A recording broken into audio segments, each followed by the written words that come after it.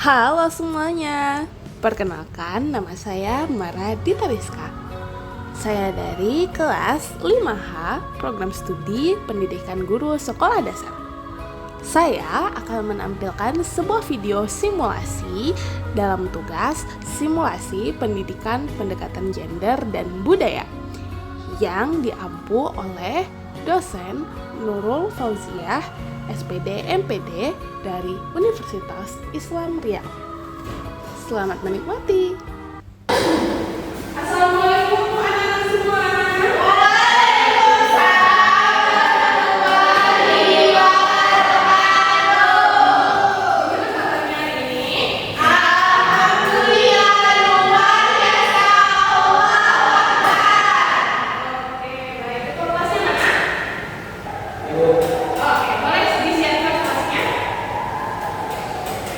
Baik, sebelum kita mulai pelajaran hari ini, mari kita berdoa menuju ke agama kita masing-masing. Berdoa dulu. Doa langsung.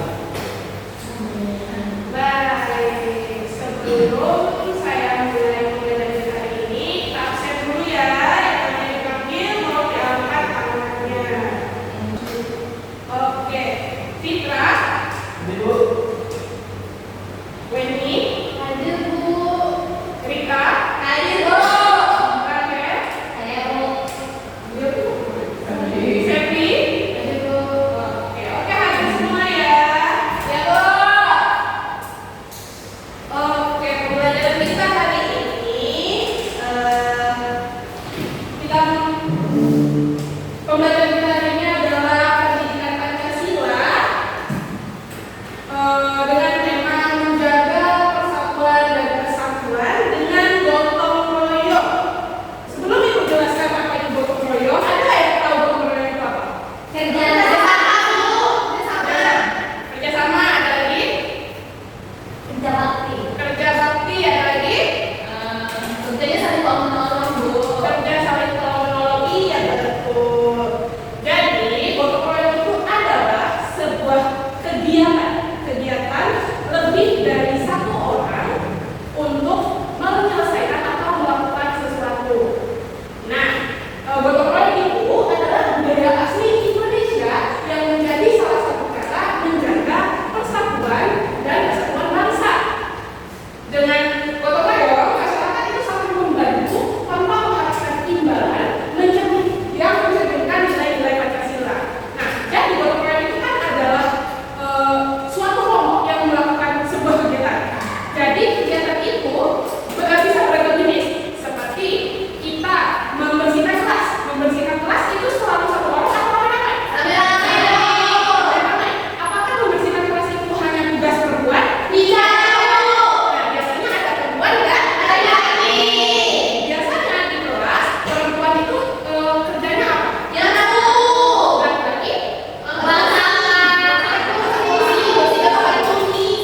Nah, sekarang pertanyaannya begini, apakah ketika kita sedang melakukan piket kelas tadi, laki-laki nggak boleh menyapu? Tidak. Boleh. Apakah laki-laki tidak boleh menyapu? Boleh. Boleh. Jadi dalam gotong royong itu kita tidak punya. Oke. Halo. Oke. Balik lagi ke gotong royong tadi. Jadi walaupun di dalam piket itu ada laki dan perempuan, pekerjaannya itu dua-duanya sama. Yang ngambil sampah itu boleh perempuan, boleh laki-laki. Yang menyapu juga boleh perempuan, boleh laki-laki. Disesuaikan dengan kondisi kita pada saat itu. Kalau misalnya laki-lakinya lagi sakit, dia nggak bisa angkat kursi, perempuan bisa mengangkat kursi. Nah, jadi kegiatan itu kita sebut dengan kegiatan gotong royong. Nah, contoh lain dari contoh yang kita sampaikan, kira-kira gotong royong tadi, apa lagi kegiatannya yang bisa disebut gotong royong selain dari piket kelas? Yang tahu boleh katakan. Kegiatan yang dilakukan lebih dari satu orang bersama-sama. Kerja kelompok. Kerja kelompok, apalagi?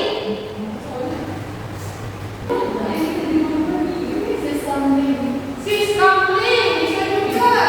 Pinter. Apa kelompok? Oke, itu aja ya. Nah, jadi kenapa gotong royong itu penting? Gotong royong itu penting karena pertama dia membantu meringankan